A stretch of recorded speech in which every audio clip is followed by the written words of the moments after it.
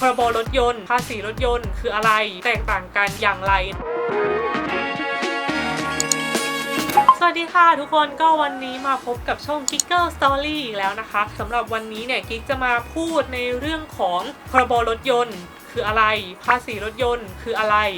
พรบรถยนต์กับภาษีรถยนต์เหมือนกันหรือแตกต่างกันอย่างไรนะคะถามว่าทำไมวันนี้กิ๊กถึงเลือกเอาเรื่องนี้ขึ้นมาพูดนะคะเพราะว่ากิ๊กเพิ่งทำคลิป5 วิธีเลิกกลัวการขับรถบนถนนใหญ่ไปใช่ไหมแล้วกิ๊กก็รู้สึกว่าเรื่องนี้เป็นเรื่องที่ค่อนข้างสำคัญนะคะแล้วก็คนทุกคนอ่ะไม่ว่าจะแบบมือใหม่หัดขับหรือคนที่ใช้รถใช้ถนนอยู่แล้วควรที่จะต้องรู้เรื่องนี้นะคะเพราะว่ามันค่อนข้างเป็นประโยชน์กับตัวเองมากๆเลยเนาะ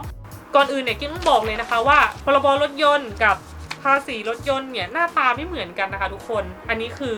พรบเห็นปะหน้าตามันจะเป็นแบบคล้ายๆกรมธรรม์ประกันภัยเลยออกโดยบริษัทประกันภัยนะคะอย่างเช่นในอันนี้ก็คือเป็นวิริยะเนาะหรือว่าจะเป็นพวกสินมั่นคงอาคเนย์หรืออะไรก็ตามแต่นะคะก็คือพรบเนี่ยจะออกโดยบริษัทประกันภัยส่วนอันนี้ก็คือจะเป็นภาษีเห็นปะภาษีจะเป็นหน้าตาแบบนี้นะคะสีฟ้าชมพูเนี่ยหรือหลายๆคนอาจจะบอกว่าต่อทะเบียนหรือป้ายวงกลมหรืออะไรก็ตามแต่อันนี้คือภาษีที่สำหรับติดหน้ารถเพื่อให้ตำรวจรู้ว่ารถคันนี้จ่ายภาษีเรียบร้อยแล้วนะ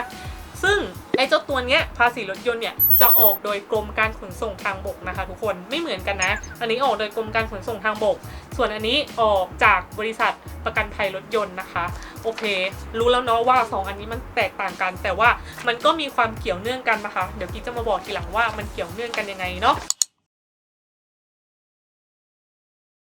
เดี๋ยวเราจะมาเริ่มจากพรบรถยนต์กันเลยดีกว่าพรบรถยนต์คืออะไรพรบรถยนต์เนี่ยเป็นเหมือนประกันภัยภาคบังคับนะคะรถยนต์ทุกคันต้องมีถ้าไม่มีผิดกฎหมายนะทุกคนเพราะว่าเหมือนกฎหมายเนี่ยเขาจะบังคับนะคะให้รถทุกคันเนี่ยทำพรบเพื่อให้สมมุติว่าเราเกิดไปชนใครขึ้นมาเนี่ยก็คือจะมีความคุ้มครองเบื้องต้นเนาะคุ้มครองทั้งเราที่เป็นแบบอาจจะเป็นคนชนเขาหรือเขามาชนเราหรืออะไรก็ตามกับคู่กรณีของเราเนี่ยอาการเจ็บป่วยทุพพลภาพเสียชีวิตอะไรอย่างเงี้ยพรบก็จะเข้ามาคุ้มครองในส่วนนี้แต่พรบจะไม่คุ้มครองในส่วนของตัวรถนะซึ่งการคุ้มครองในส่วนของตัวรถเนี่ยเราต้องไปซื้อประกันภัยนะคะประกันชั้น1 2 2 3 ที่ทุกคนรู้จักกันนั่นแหละให้พูดให้เข้าใจง่ายๆคือประกันคุ้มครองรถพรบคุ้มครองคนนะคะหลายๆคนทำพรบโดยที่ไม่รู้ด้วยซ้ำว่ามันมีความคุ้มครองอยู่นะซึ่งหลังจากทำเสร็จเนี่ยเราควรจะมาอ่านเนื้อหารายละเอียดในกรมธรรม์นะคะว่าเขาคุ้มครองอะไรบ้างอย่างในนี้เนี่ยก็จะบอกเลยว่า 80,000 บาทต่อ1คนสำหรับความเสียหายต่อร่างกายหรืออนามัย 500,000 บาทต่อ1คนสำหรับการเสียชีวิตคือคุ้มครองสูงสุด500,000 บาทเลยนะทุกคนถ้าสมมุติว่าใครเกิดมาขับรถชนเราแล้วเราเกิดเสียชีวิตแล้วเราเป็นฝ่ายถูกใช่ไหมเราจะมีโอกาสได้รับเงินสูงสุด500,000 บาทเลยนะคะทุกคนก็คือสามารถให้ครอบครัวเนี่ยไปเคลมได้เนาะเพราะฉะนั้นตรงนี้สำคัญมากๆทุกคนควรรู้นะคะแต่มันก็ไม่ใช่ทุกคนที่จะได้ 80,000 หรือ 500,000 นะถ้าสมมติว่าผลพิสูจน์ออกมาแล้วเราเป็นฝ่ายผิดก็คือเราขับรถไปชนเขาเราเป็นคนประมาทในส่วนนี้เราจะมีโอกาสได้เงินสูงสุดแค่ 65,000 บาทนะคะก็คือถ้าสมมติเกิดการรักษาพยาบาลก็จะได้แค่ 30,000 แต่ถ้าเสียชีวิตเนี่ยก็จะได้แค่ 35,000 ก็คือสูงสุดที่เราจะได้ถ้าเราเป็นฝ่ายผิดนะก็จะอยู่ที่แค่ 65,000 บาทเนาะแต่อันเนี้ยก็คือเป็นความคุ้มครองในเนี้ยที่เขาบอกมันจะเป็นความคุ้มครองในกรณีที่ถ้าเราเป็นฝ่ายถูกเท่านั้นก็ต้องอ่านดีๆนะคะทุกคนไม่ใช่ว่าเราเป็นฝ่ายผิดแต่เราจะไปเรียกความคุ้มครองว่าแบบเฮ้ยฉันจะเอา500,000อะไรเงี้ยมันก็ไม่ได้เนาะถามว่าทำไมเราถึงต้องทำเพราะว่ามันมีความคุ้มครองเบื้องต้นแบบนี้นี่เองที่กฎหมายบังคับนะคะแล้วถ้าไม่ทำผิดกฎหมายไหมผิดกฎหมายนะคะรู้สึกสูงสุดจะอยู่ที่ 20,000 บาทมั้งถ้าเราทั้งเป็นเจ้าของรถแล้วก็เป็นคนขับแต่เราไม่ได้ทำพรบรถยนต์หรือเราปล่อยให้พรบรถยนต์ขาดแล้วเราขับรถไปบนท้องถนนเนี่ยเรามีโอกาสที่จะถูกตำรวจจับแล้วก็ปรับสูงสุด 20,000 บาทเลยนะทุกคนพรบกิ๊กมันจะเหมือนแหว่งๆไปจริงๆมันต้องลักษณะใบหน้ากระดาษ A4 เต็มๆนะคะแต่อันเนี้ยที่มันแหว่งไปเพราะว่าเราต้องเอาหางมันไปต่อภาษีนั่นเองมีความเกี่ยวเนื่องกันแล้วเห็นไหมเหมือนกฎหมายเขาบังคับเราเลยว่าคุณจะต่อภาษีรถยนต์ได้คุณต้องทำพรบก่อนเพราะว่าเขาอยากให้เรามีความคุ้มครองเบื้องต้นเผื่อว่าเราขับรถแบบเกิดอุบัติเหตุไปขับรถชนใครบนท้องถนนนะคะเราก็จะได้มีความคุ้มครองในส่วนเนี้ยเพื่อคุ้มครองตัวบุคคลเบื้องต้นเนาะโอเค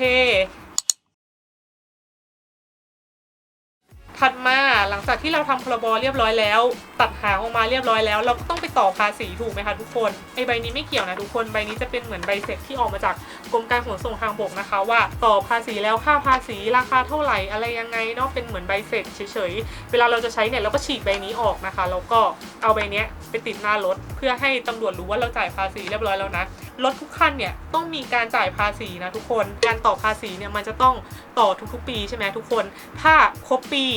เราเกิดขาดต่อเนี่ยเราก็จะต้องเสียค่าปรับมันก็จะคิด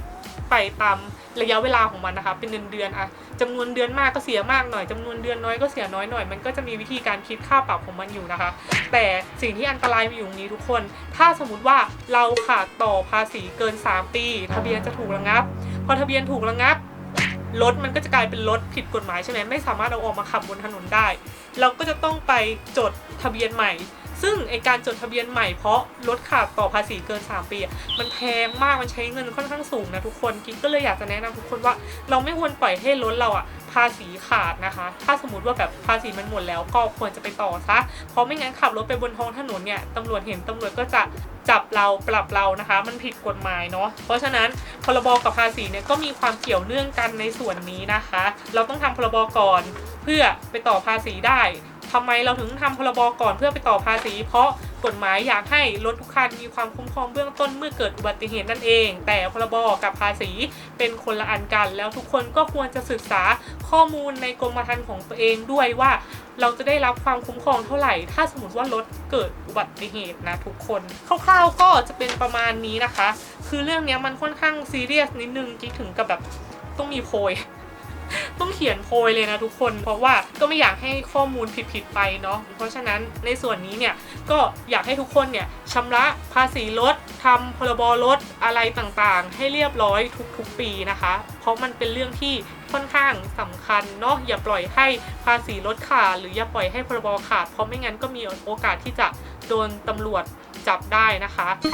แล้วก็ขอขายของอีกนิดนึงเนาะก็สมมุติว่าถ้าใครอยากจะต่อพรบภาษีรถหรือซื้อประกันรถยนต์ชั้น1 2 3เนี่ยก็สามารถติดต่อเข้ามาตามคอนแทคที่กิ๊กจะขึ้นด้านข้างเอาไว้ได้เลยได้นะคะสำหรับรถยนต์นะอายุเกิน7 ปีต้องตรวจสภาพรถยนต์ก่อนต่อภาษี